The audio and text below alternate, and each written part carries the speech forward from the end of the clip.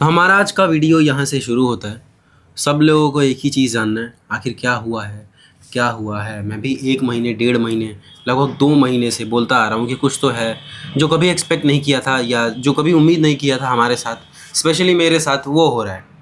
तो ये बात है 8 सितंबर की। तो गिन्नी के भी दोस्त आए हुए थे, मेरा भी दोस्त आया हुआ था और हम सब लोग मिल के प्लान किए कि चलो लेट्स गो अरावली हिल्स देखते हैं। अपने गुड़गांव में यहाँ पे अरावली हिल्स है जहाँ पे मैं भी पहली बार गया।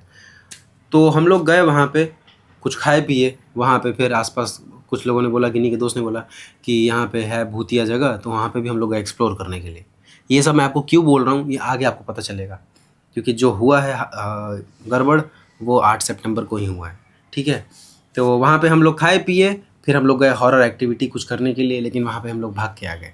वो वीडियो नहीं देखा है तो जाके देख लेना। इस वाले पे विद पांडे पे भी है, बाकी गिन्नी के चैनल पे भी है, विद गिनी पांडे वाले पे भी है, दोनों पे है। हाँ, तो ये है। ठीक है, फिर खाए पिए, फिर वहाँ से हम लोग चले गए साइबर हब। साइबर हब गए, वहाँ पे भी घूमे फिरे। वहाँ पे कुछ खाया था कि नहीं खाया था? वहां पे हमने खाया नहीं था, बस ऐसे ही पानी का बॉटल वगैरह लिया था। और हम वहां से निकले थे 1 बजे रात को। 1 बजे नहीं था, 11 बज रहा था, 10:30 के आसपास कुछ हो रहा था। 1 बजे निकली होगी तो ये गया वापस लौट के आया 1 बजे ना। हाँ। तो वही 11:30 के आसपास, लेकिन तुम वहां से निकले थे। बस बोलने दो मुझे। और वहाँ से 100 रुपये का पानी का बोतल खरीदा था, जिसका शीशा इसने तोड़ दिया, मुझे याद है। तो वहाँ से फिर क्या हुआ कि गिन्नी और सुमित ये लोग थे, ये लोग चले गए दूसरे गाड़ी में, जो इस गिन्नी के दोस्त का गाड़ी था उसमें चले गए। और मैं अपने दोस्त को छोड़ने के लिए मैंने बोला कि मेरा दोस्त आया हुआ है और मैं इसको छोड़ के आता हूँ। तो मेरे दोस्त को मैंने गाड़ी में बैठाया, हम लोग टोटल 4 लोग थे। मेरे दोस्त ने बोला मैं गाड़ी चलाऊँगा। ठीक है, तो मैंने बोला ठीक है चला। फिर वो गाड़ी में आगे बैठा, मैं उसके साथ में बैठा बगल में, बाकी 2 लोग पीछे बैठे।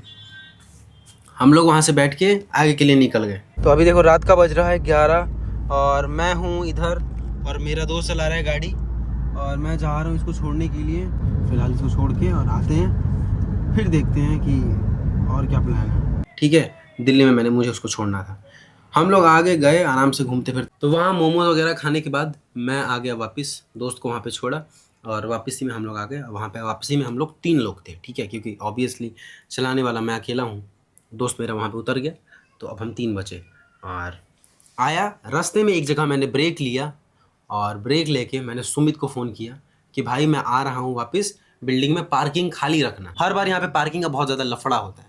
और ये बात मैं क्यों बता रहा हूँ आपको, ये फ़ोन वाला, ये भी आपको आगे पता चलेगा, क्योंकि इस चीज़ का अहम रोल है। और यहाँ पे हम 3 बैठे हुए हैं, हम तीनों कहीं ना कहीं इन सारी चीज़ों में इन्वॉल्व हैं। ठीक है, तो मैं आया यहाँ पे, पार्किंग उस दिन मिला था कि नहीं मिला था? नहीं मिला था हमको पार्किंग नहीं मिला था, लेकिन सुमित का भी गाड़ी था, तो उसका पुराना है, मेरा नया है। मैंने बोला तुम्हारा पुराना गाड़ी निकाल लो, मैं नया पार्क करूँगा तुम्हारे पार्किंग में। मैंने उसका निकाल के हटवाया, अपना पार्क किया, वो बेचारा बाहर लगाया। जबकि हम इसका गाड़ी लेकर के लगभग 15 मिनट सोसाइटी के अराउंड ऐसे ऐसे चक्कर लगाए हैं कि क्या पता वहां मिल जाए खाली, वहां मिल जाए, वहां मिल जाए। 15 मिनट लगभग हम इधर उधर घूमे, उसके बाद नहीं मिला तो सुमित की गाड़ी हमने हटाई। वो गाड़ी थोड़ा जहाँ पे डस्टबिन वगैरह रहता है वहां पे हमने लगाया और इसकी गाड़ी हमने सेफली लगा दी। आगे का मैटर आप बताइए। पार्किंग की प्रॉब्लम भी तो बताइए। हाँ, एक्चुअली क्या है ना, मेरे सोसाइटी में पार्किंग जो है वो बिका हुआ है। जिसका अपना अपना फ्लैट है उनने खरीद के रखा है। और कई बार ऐसा होता है कि जो बाहर के लोग होते हैं ना, वो भी आके इधर लगा के चले जाते हैं और हमें पार्किंग नहीं मिलता। तो उस दिन नहीं मिला था और रात के वही 1 बज गए थे। तो इतने रात को तो सारे जितने भी जॉब वाले लोग हैं सारे आ जाते हैं, तो पार्किंग वैसे ही नहीं मिलता। अब ये कहानी आती है मेरे पास। मैं थी गुजरात में, आप सबको पता ही होगा, जब ये लोग दिल्ली में थे। तो क्योंकि मैं 20 को वापस आई हूँ और मैंने कहीं ना कहीं व्लॉग में कहीं ना कहीं किसी भी तरीके से तो डाला ही है, या फिर ये लोग डिस्कशन किए होंगे, आपको पता होगा। 20 सितंबर गणेश चतुर्थी के ठीक अगले दिन 3 को मैं निकल गई थी गुजरात, 3 या 4 को, एग्जैक्टली याद नहीं है। तो अंकल के मोबाइल पे गांव से एक कॉल आता है। अंकल जहाँ रहते हैं ना सूरत में, वो उनका घर है, लेकिन उनका घर गांव में भी है और बहुत सारी जमीनें हैं। तो और वहीं के वहाँ एड्रेस पे पे मैंने गाड़ी भी ली है। हाँ, तो वो गांव वाले एड्रेस पे शिवम को अंकल ने गाड़ी दिलवाया था, रेंट एग्रीमेंट बना करके। तो क्या हुआ कि अंकल को एक कॉल आता है और कॉल पे बोलने वाला बंदा ये बताता है कि गांव में 2 लोग आपके एड्रेस पे आ करके एक व्यक्ति शिवम पांडे को ढूंढ रहे हैं और कह रहे हैं कि इस बच्चे ने 3 लोगों की मर्डर करी है। इस मतलब ये जो गाड़ी का ऑनर है, इसने 3 लोगों को मर्डर करके भाग गया है, आप हमें लाके दो। आपके एड्रेस पे तो वो रहना चाहिए, गुजरात की नंबर है। तो अंकल घबरा गए, आए मेरे पास कि हाँ बेटा, हाँ एक बंदा आया था, देखना बोल रहा है कि मर्डर कर दिया है, ये कौन होगा। तो मैं बोली कि थोड़ा अच्छे से पूछो। पता चला कि जो भी घूम फिर करके मामला आ रहा है हम लोगों तक। तो मैं बोली अंकल को कि अरे यार हम लोग वीडियो बनाते हैं, कोई डरवा रहा होगा ताकि आप घबरा के बात करवा दो, वैसे भी आजकल स्कैमर बहुत हैं, इन सब पे ध्यान मत दो, हटाओ। अंकल ने मना कर दिया गांव वाले को कि नहीं ये सब कोई मैटर नहीं है, कोई मर्डर वर्डर, पागल है क्या। खत्म हो गया मामला वहां से। गांव के किसी पागल ने असल में कॉल किया था, उसने बोला कि 3 लोगों का मर्डर करके भागा है वो जो रहता है लड़का। तो ऑब्वियसली कोई भी शॉक्ड हो जाएगा, क्योंकि जब आपके घर में किसी ने कोई कांड किया नहीं और इस तरह से आपके बारे में कोई बकवास करेगा तो आप उसको क्यों एक्सेप्ट करोगे।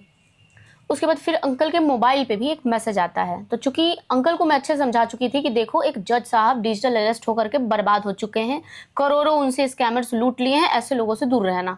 क्योंकि अगर पुलिस होगी तो पुलिस लीगल तरीके से आती है, ऐसे नहीं आती है कि गांव पे पहुंच गए सीधे गांव पे धमक गए और कह रहे हैं कि अरे अरे तुमने तो मर्डर कर दिया है। ऐसा नहीं होता, एक पेपर डिस्चार्ज होगा कोर्ट की तरफ से, आपके घर पे नोटिस आएगी, ऐसे होता है।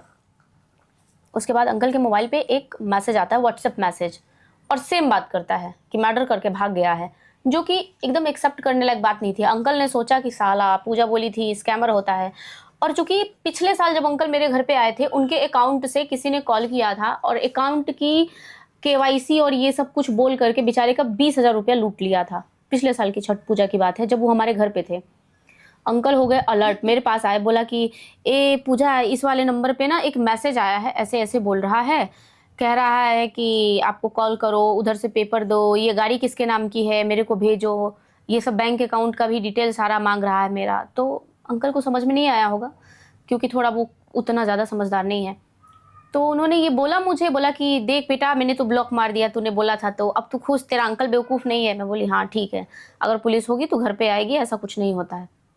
उसके कुछ दिन के बाद हमारे गांव में पड़ोस के यहाँ से एक फ़ोन आता है मेरे भैया को, बड़े भैया उसके को। काफी दिन बाद, बल्कि हाँ। 10-15 दिन बाद, ये मतलब कॉल अक्टूबर में। ये कॉल आता है जब शिवम कोलकाता में था। तब मेरे बड़े वाले भैया को एक फ़ोन दुर्गापुर में आता है, था। मेरे गांव के लड़के ने फ़ोन किया, पड़ोसी ने, कि भैया शिवम ठीक है। भैया बोले हाँ। अरे तो गाड़ी का एक्सीडेंट हो गया है क्या। मेरे पास भी आया था गांव वालों का फोन, मेरे पास भी आया था, और फिर मैंने और भैया ने आपस में कोऑर्डिनेट किया था। तो गांव वालों ने ये बोला कि शिवम ठीक है, गाड़ी का एक्सीडेंट हो गया है, 3 लोग मर गए हैं, ऐसा ऐसा। मैं बोली अरे साला ये क्या चल रहा है। भैया ने कॉल करके हम लोग को बताया, चूंकि भैया अचानक से ऑफिस जा चुके थे या पता नहीं, याद नहीं ऑफिस में थे, ऑफिस में थे। भैया घबरा गए कि क्या हो गया मेरे भाई को। कांपते हुए वो मेरे पास कॉल किए, पापा को बोले कि पूजा को फ़ोन दो जल्दी से, शिवम कहाँ है, कैसी स्थिति में है। मैं बोली ठीक, अभी 2 मिनट पहले मेरी बात हुई है, कोलकाता में है वो। तो फिर शिवम को लगाया फ़ोन पे कि भाई सब ठीक ठाक है, बोला हाँ। उसके बाद हमने शिवम को नहीं बताया कि पूरा मैटर की क्या है, हम लोग आपस में डिस्कशन कर रहे थे कि साला पड़ोसी कितना दुष्ट है, देखो हमें मनाता है कि हम लोगों को कुछ हो जाए। हम लोग यही चर्चा कर रहे थे घर के अंदर में, जो एग्जैक्टली रियलिटी है वो मैं आपको बता रही हूँ। हमने अपने पड़ोसी के बारे में ऐसा सोचा। फिर उसको मैंने बोला कि सुन, तेरे को जिसने ये खबर दी है ना, उसका नंबर ला करके दे, जरा मैं बताऊं कौन ऐसे रूमर्स फैला रहा है। क्योंकि इस बात की पूरी चांस थी कि हमने नई कार ली है तो लोग बदनाम करेंगे, और ये वही हो रहा था कि इनका लड़का तो आवारा है, जाके मर्डर करके भाग रहा है, घूम फिर रहा है इधर उधर, मार दिया है दिल्ली में, 3 लोगों को उड़ा दिया है। तो एक्चुअल में ये जो इन्फॉर्मेशन है वो रूमर की तरह था। कोई कह रहा है कि आपकी गाड़ी ने किसी को उड़ा दिया, कोई बोल रहा है कि 3 लोगों का मर्डर करके भागा है, और कोई बोल रहा है कि आपके बच्चे ने एक्सीडेंट कर दिया है। तीनों बच्चे, हम तीनों दिल्ली में एक्सीडेंट कर चुके हैं, जबकि मैं घर पे हूँ, ये दिल्ली में है, ये कोलकाता में है। ये कैसे हो सकता है तीनों एक साथ मर्डर कर दिए हो, या फिर तीनों एक ही जगह पे मर गए हो, ये पॉसिबल तो नहीं है। हम लोग घर में दहशत में आ गए। उसके बाद हम लोग लगे इसकी छानबीन में। तब तक सोने पे सुहागा हो गया। पुलिस वाले ने कहीं से दूर से नंबर ढूंढते ढूंढते रात को 11 बजे मेरी मम्मी के उस मोबाइल नंबर पे फ़ोन किया है, जो नंबर हम भाई बहनों के अलावा किसी को पता नहीं है। तो रात को मेरी मम्मी भी सो रही थी, पापा तो दवाई लेकर के सोते हैं, रोज गिरते पड़ते बचते हैं, क्योंकि उनका भाई मेंटल ट्रीटमेंट चल रहा है। आप लोग पता होगा, जो हैमरेज हुआ था पापा, उसके बाद से मेरे ठीक नहीं रहते। और गिन्नी को जो उस टाइम पे सुनी थी एक्सीडेंट वाला बात, तो थोड़ा बहुत अटैक आ ही गया था, लगभग थोड़ी सी ये डिस्टर्ब हो गई थी। तो क्या हुआ कि चर्चा चल रहा था और हम लोग इसी प्लानिंग में थे कि कौन इस तरह का रूमर फैला रहा है उसको पकड़ते हैं। तो रात को 11 बजे जो कॉल आया मेरी मम्मी के नंबर पे, मम्मी फ़ोन उठाई, लेके आई मेरे पास कि अरे देखना पकड़ा गया, ये फ़ोन करके बोल रहा है कि तोहर बेटा मार के भागल हूँ। तो मैं बोली लाला इसका इलाज करते हैं। मैंने दबा के गाली दिया। एक पुलिस वाला कैसे किसी के पर्सनल ऐसे नंबर पे कॉल करेगा? ये कोई एक्चुअल में ऑफिशियल प्रोसीडिंग नहीं होती है कि किसी को फ़ोन किया जाए। एक्चुअल में इन लोगों ने किया तो गलत ही था। इधर उधर से नंबर लिया, 20 लोगों को कांटेक्ट किया, जबकि हमारी गाड़ी का सारा इन्फॉर्मेशन ऑनलाइन अवेलेबल है। और उसके बाद मेरी मम्मी, चूंकि हम सब पहले से ही डिसाइड कर चुके थे कि उस बंदे को पकड़ना है और उधर से कॉल आ चुका था हमारे पास में, तो मम्मी लेके आई फ़ोन मेरे पास में। मैंने कहा कि हाँ बोल, कौन बोल रहा है? तो कह रहा पुलिस वाला। मैंने कहाँ के थाने से बोल रहा है और इतनी रात को तेरे को कौन बोला फ़ोन करने के लिए? कौन सा ऑफिशियल तरीका है? तो कह रहा है कि नहीं जी आपको फ़ोन करना था। तो मैं बोली नंबर कहाँ से मिला? तो ऑनलाइन मिल गया। मैं कि वाह, मेरा नंबर ऑनलाइन दिख रहा है। मैंने दबा के 5 मिनट तक गाली दिया उसको, सब दुनिया भर की गंदी गंदी गाली दी। आखिर में उसने एक गाली दे करके मुझे फ़ोन रख दिया। उसने मुझे 2-3 बातें बोली और 2-3 बातें भी बिल्कुल फ्रॉड वाली थी। जैसे मैं कोइलवर थाना में बैठा हूँ, दूसरा मैंने कोइलवर थाना को कॉल किया था। कोयला थाना यानी कि हमारे गांव का था। हमारे गांव का थाना, जबकि वो था कहाँ? दिल्ली का आईओ था जो बात कर रहा था। दिल्ली थाने के आईओ बात कर रहे थे उस वक्त, जो कि बोल रहे हैं कि मैं कोइलवर थाना में हूँ, मैं कोइलवर थाने से बात करूँ। मैं बोली पुलिस को भेज दे घर पे, यही हूँ मैं, ले चल अगर ऐसा कुछ है तो। तो कह रहा नहीं जी हमको तो ये गाड़ी का ओनर चाहिए और ये लड़का चाहिए जिसकी ये गाड़ी है। तो मैं बोली अच्छा तुमको मैं अपना लड़का दे दूंगी। उसने सोचा कि मैं जो हूँ वो लड़के की मम्मी हूँ। एक्चुअल में मैं बात की 5 मिनट तक मैंने दबा के गाली दी उसको और फ़ोन रख दिया, क्योंकि ये कोई लीगल तरीका नहीं होता है। ऊपर से बता भी नहीं रहा है कि नंबर कौन दिया, और सच में उसने कहाँ से नंबर ढूंढा है ये तो मैं अब आगे निकलवाऊंगी, इससे सब उगलेगा।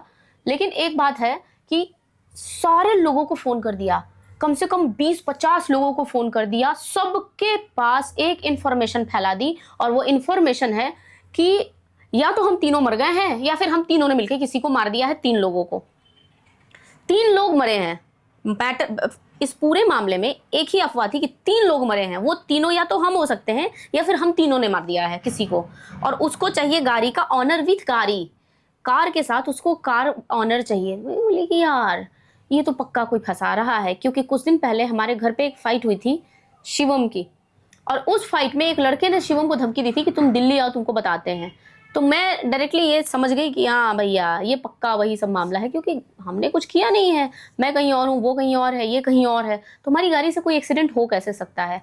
और रही बात कि ये सब सिचुएशन समझने की, तो उसके बाद हम एक स्टेप आगे बढ़ते हैं। उस नंबर पे मेरे भैया ने कहा कि चलो मजे लेते हैं इस पुलिस वाले को, जो भी पुलिस वाला बन के फ़ोन कर रहा है। भैया ने फ़ोन किया। हाँ, हमको तब तक ये लग रहा था कि ये कोई स्कैम है, क्योंकि हमें एक्चुअल में पुलिस से ही उसका नंबर ट्रेस करवाना था।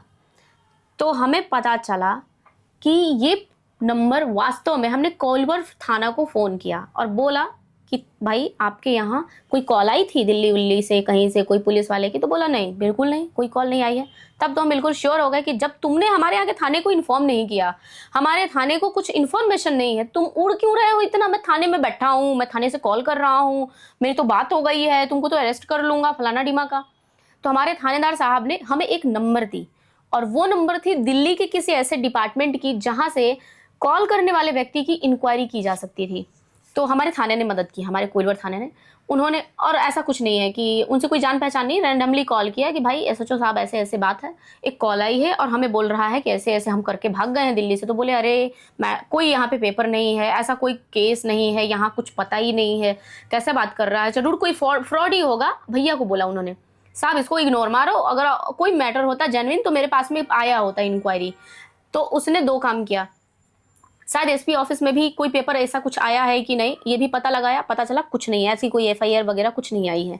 दूसरा उसने एक नंबर निकाल के दी, उस नंबर से हमने पता लगाया, तो पता चला कि ये नंबर वास्तव में दिल्ली के किसी आईओ का है। आईओ का है या नहीं है, किसी पुलिस ऑफिसर का ही नंबर है, जो फलाने स्टेशन में, पुलिस स्टेशन में है, ये नंबर यूज हो रहा है, फलाने पुलिस स्टेशन में ये नंबर यूज हो रहा है, नंबर तो पुलिस वाले का ही है। उसके बाद हमने वापस कॉल किया अपने यहाँ के पुलिस थाने में कि हाँ ये नंबर तो पुलिस वाले का है। तो उन्होंने कहा कि तब सर ज़्यादा कुछ नहीं होगा, ये वही मामला है, कोई उल्टा पुल्टा केस होगा, उसमें आपको फंसाने की कोशिश हो रही है, थोड़ा संभल जाइएगा, हम लोग खूब करते हैं इधर। उन्होंने पहले ही हमें सतर्क कर दिया था। अब आगे आपको शिवम बताएगा। तो जो मैंने आपको बताया, मैं अपने दोस्त को छोड़ के आया था मोमोज़ वगैरह खा के। अब वो मैटर अभी देखो फिर से चालू होता है। मैं गया था आराम से अपने दोस्त को छोड़ के आ गया, तो पुलिस वाले सर ये बोल रहे हैं कि मैं गया और मेरे गाड़ी से कोई मर गया।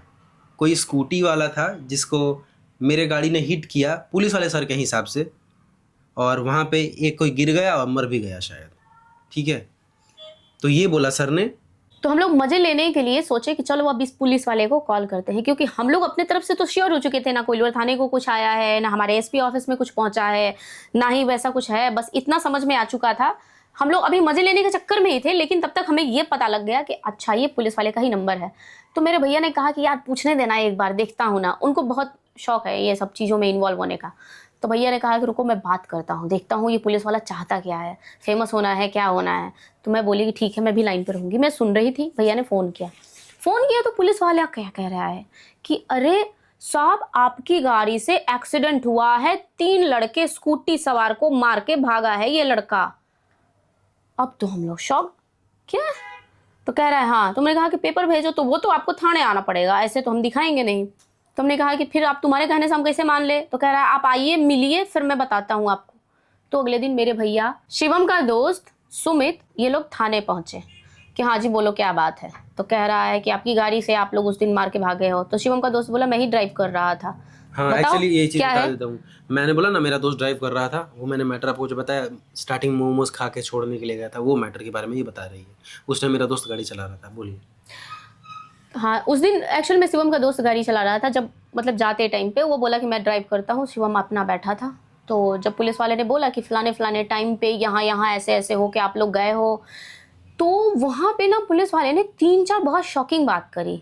और शॉकिंग बात ये थी कि 3 स्कूटी सवार को आपकी गाड़ी ने हिट किया है, वो लोग मर गए हैं, और आप अपनी गाड़ी फिर ले जा करके वापस चेक किए हो एक्सीडेंट पॉइंट पे, लड़का आकर के देखा है कि मरा कि जिंदा है। मैं जब अपने दोस्त को छोड़ने गया तो वापिस तो मुड़ के अपने घर आऊंगा ही। तो ये हुआ था, मैं तो गया दोस्त को छोड़ के वापिस आ रहा था। फिर वहाँ रास्ते में रुक के मैंने सुमित को फ़ोन किया और बोला कि भाई पार्किंग खाली रखना। ये मैटर था। तो अब पुलिस वाला क्या कह रहा है ये सुन लो। शिवम अपने दोस्त को लेकर के जाता है, जिसमें ड्राइव कर रहा है शिवम का दोस्त। वो अपने घर उतर गया, शिवम वहां से मोमोज खाया और वापस आया है गाड़ी ड्राइव करके सेम रूट से। मतलब चूंकि ये जो है हाँ रिंग रोड से शिवम जाता है, दूसरे से आ जाता है वापस। तो इसी बीच में शिवम आगे बढ़ने के बाद, ये पीछे जो भी है अभी हमें पूरा पता नहीं है कि कहाँ पे, कॉल करता है सुमित को कि भाई पार्किंग खाली कर दे रखना, ताकि मैं आ रहा हूँ, गाड़ी लगाने में दिक्कत ना हो। तो अब इस सिचुएशन को पुलिस वाला कैसे कोट कर रहा है ये देखो। आपने 3 लोगों को मार के आप गए, फिर आपको लगा होगा जिंदा बचा है कि नहीं, आप वापस आए, आपने चेक किया जिंदा बचा है कि नहीं, फिर आपको लगा होगा कि कुछ लफड़ा हो जाएगा तो आपने किसी को कॉल किया, कॉल करके आप अपने बचाव में जो भी है कुछ किए होंगे। फिर आप अगले दिन गए। अब देखिए खेल कहाँ बिगड़ता है। आप अगले दिन गए, अपनी गाड़ी की सर्विसिंग करा ली, एक्सीडेंट का सबूत मिटा दिया। आपने वीडियो देखी होगी, हमारी एक व्लॉग पड़ी है जिसमें ट्रक वाले ने पीछे से कार को हिट किया था और इन लोगों की झड़प भी हुई थी। उसके बाद फिर ये बम्पर लगवाने के लिए गया था, बैक गार्ड लगवाने। हाँ बैक गार्ड लगवाने के लिए ये गया था सर्विस सेंटर में। अब उन लोगों ने देख ली होगी व्लॉग देख करके कहानी क्या बना रहे हैं कि तुम एक्सीडेंट वाला, अब पूरा डिटेल में व्लॉग तो देखा नहीं होगा, ऊपर देख लिया होगा, तुम एक्सीडेंट का सबूत मिटाने के लिए गए हो, सर्विसिंग करा ली हो गाड़ी की, और तुम्हारी गाड़ी से एक्सीडेंट हुआ है। तो भैया अब हमारा एकदम, भैया के आने के बाद जब उन्होंने बोला कि कह रहा है कि गया है, एक्सीडेंट किया है, फलाना ढिमाका, इस तरह की बात, हम लोग तो डिस्टर्ब हो गए। कह रहा है कि मर्डर हो गया है 3 लोगों का। फिर उसके बाद जब हमने अच्छे से इंक्वायरी करी तो पता चलता है 3 स्कूटी सवार लड़के थे, उनमें से एक मरा है, एक को थोड़ी बहुत चोट लगी है, एक को शायद कोई चोट नहीं लगी है। जो एक की चोट लगी थी, तो जो लड़का एडमिट था उसको फिर ट्रीटमेंट के बाद इलाज होता है, तो बाद में होश में आने के बाद वो गाड़ी की डिटेल बताता है कि ब्लैक एक्सयूवी थी। फिर पुलिस उसका ट्रेसिंग करती है, जो भी है ट्रेसिंग में शिवम की गाड़ी वहां से कुछ दूर मौजूद एक सीसीटीवी कैमरे में गुजरते हुए नजर आती है, और फिर एक बार गुजरते हुए नजर आती है। वापस तो आते बस हुए। तो भाई बंदा गया है तो वापस आएगा, सीसीटीवी में गाड़ी नजर आ रही है, इसलिए आप किसी पे केस बना के ठोक दो कि मर्डर किया है। भाई कोई छोटा मोटा चार्ज तो है नहीं मर्डर करना। लेकिन क्या किया जाए, पुलिस वालों के लिए तो मजाक है ना, अपना जिम्मेवारी कहीं थोप देते हैं। अब बस हम पे थोपा गया है, अब हम लोग लड़ रहे हैं।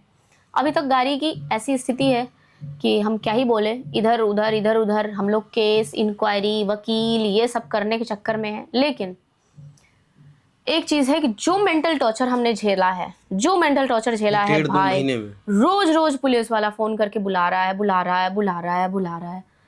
और हम इतने शरीफ लोग कि हम लोग आ भी गए। नहीं, आने में हम और लोग वो काफी भी वक्त भी लगा है, क्योंकि हम लोग को पहले तो यही समझ में लग गया ना कि स्कैम है या क्या है। हाँ, और एक बात मैं आपको अभी इसी वक्त बोल रही हूँ, आप मेरे चाहे दोस्त हो या दुश्मन, अपनी जिंदगी का एक एक दिन का रिकॉर्ड रखिए, नहीं तो आपको इतना बुरा फंसा देंगे ये लोग। मैं ये सोच रही हूँ कि ये जानने के बाद भी कि हम लोग सोशल मीडिया इन्फ्लुएंसर हैं, इतनी बड़ी हिम्मत करना, ऐसे केस में फंसाना, क्योंकि हम चाहें तो महंगा से महंगा वकील कर सकते हैं, हम चाहें तो जो भी चाहें। अगर एक सिचुएशन होता है ना कि बंदा करप्ट होता है तो वो पैसे फेंक कर अपने आप को निर्दोष साबित कर लेता है।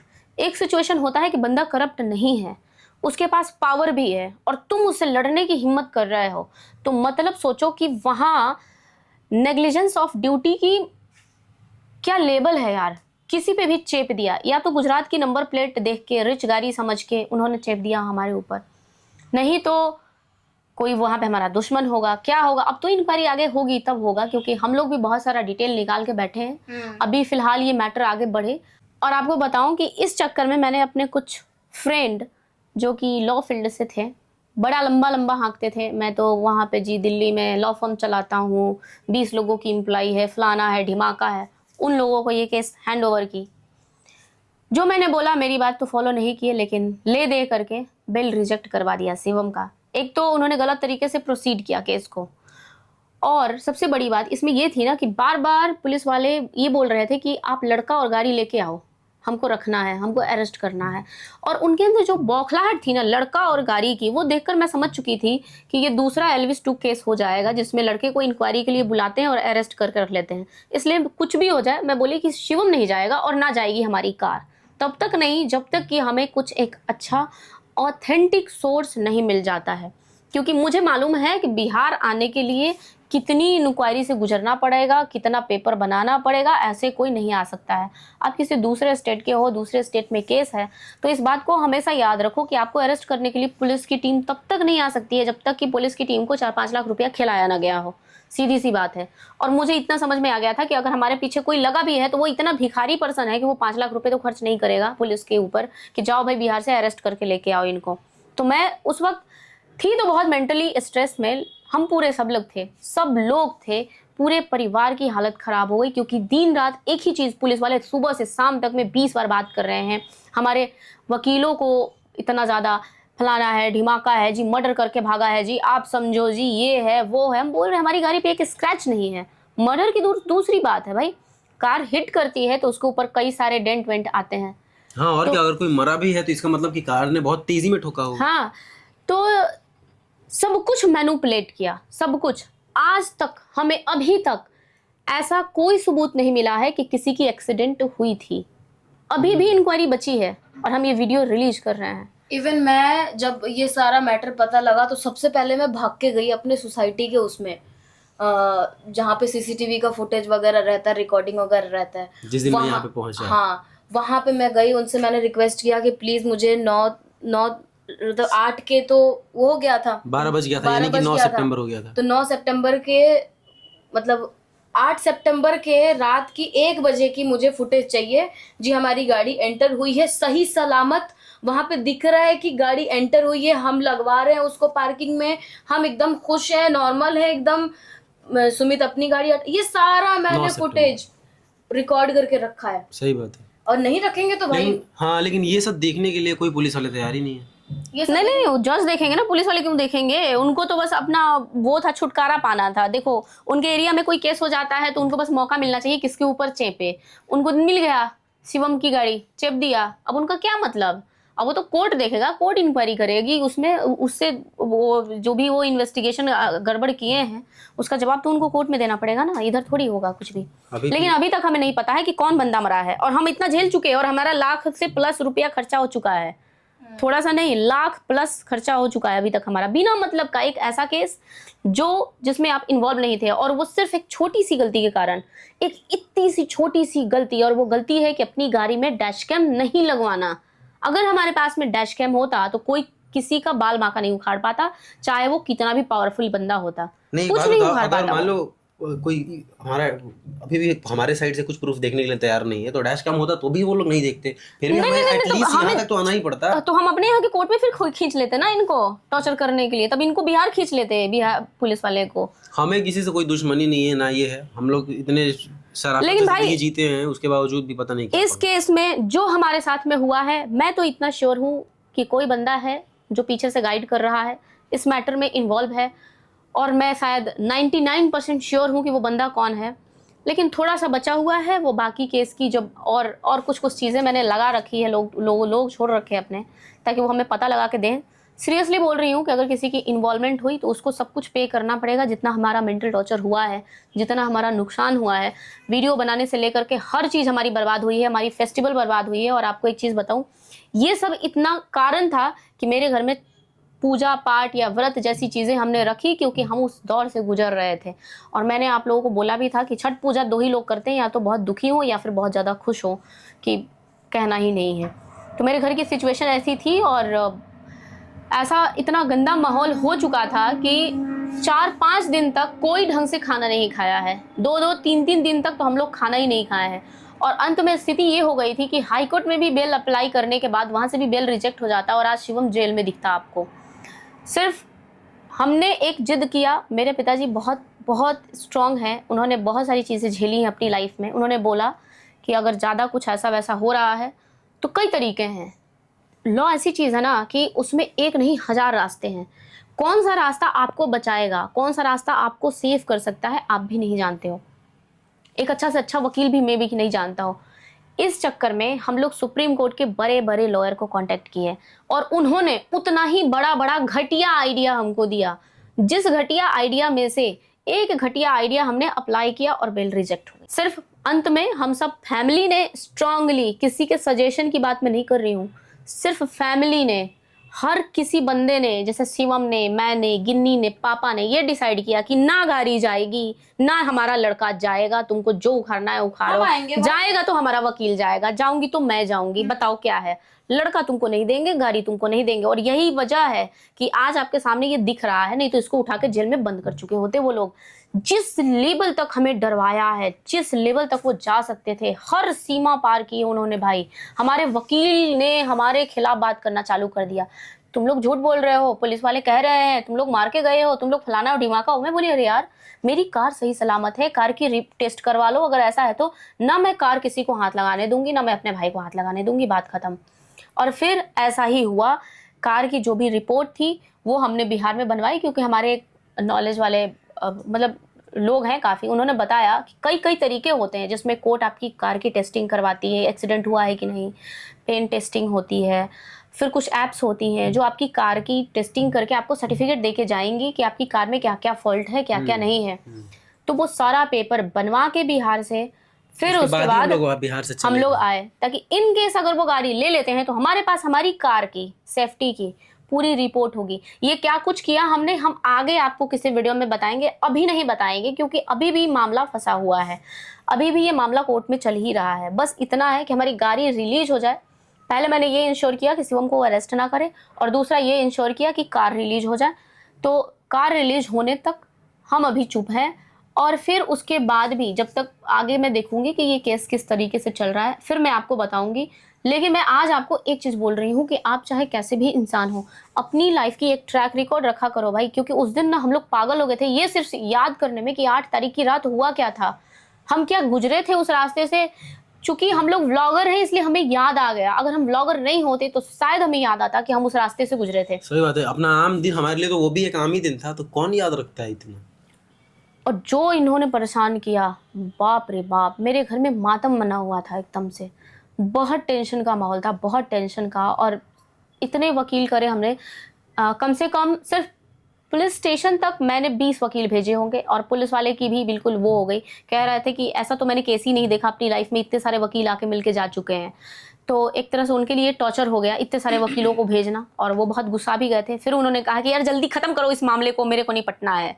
तो उनको इतना हमारे वकीलों ने परेशान किया, या ये कह सकते हैं कि इतने वकील, क्योंकि मेरे को भाई बेस्ट वकील चाहिए था, कोई ऐसा वैसा वकील नहीं भेजना था।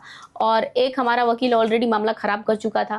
तो थोड़ा हाँ, पुलिस जो भी थी वहाँ पे लास्ट टाइम पे इंक्वायरी में, जैसे एक होता है ना कि शुरुआत में जो हमने इग्नोर कर दिया था, जब उन्होंने फ़ोन किया था इग्नोर मार दिया था, हम उसको स्कैमर समझ गए थे, तो उसके वजह से थोड़ा मामला ये खिंच गया।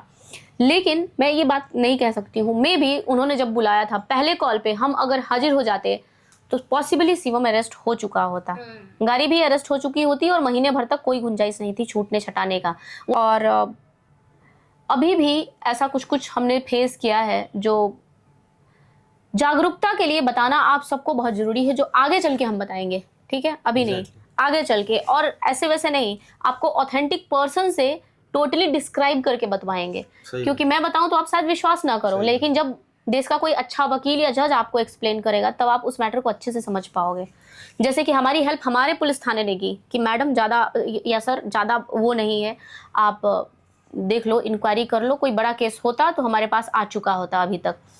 तो हमने वो अकल लगाई कि अपने यहाँ के थाने को इंक्वायरी कर लिए। फिर हमने ये अकल लगाई कि चलो भाई, अब वो बार बार इंसिस्ट कर रहा है लड़का दो लड़का दो। फिर उन्होंने बाद में क्या बोला पता है, कि हम इंक्वायरी करके छोड़ देंगे। लेकिन मैंने कहा कि नहीं, भरोसा नहीं, आप पेपर बना के दो, ऐसा कुछ लिखित में दो कि हम इंक्वायरी करके छोड़ेंगे, फिर मैं आऊँगी लेकर के। लेकिन ना, मैंने तो बात ही नहीं करी, सिर्फ वकील तक मैटर रह गया। अभी तक आपको आगे और क्या हो रहा है वो हम नेक्स्ट वीडियो में बताएंगे, क्योंकि आज भी ऐसा माहौल है कि हम लोग थोड़ा बहुत थक चुके हैं इस भागम दौर में। छठ पूजा किया, फिर भागते भागते इधर आए। ये बेचारा कोलकाता का ट्रिप छोड़ के भाग के आया, जो आपको पता होगा कि इसने बोला भी होगा कि भाग के आया।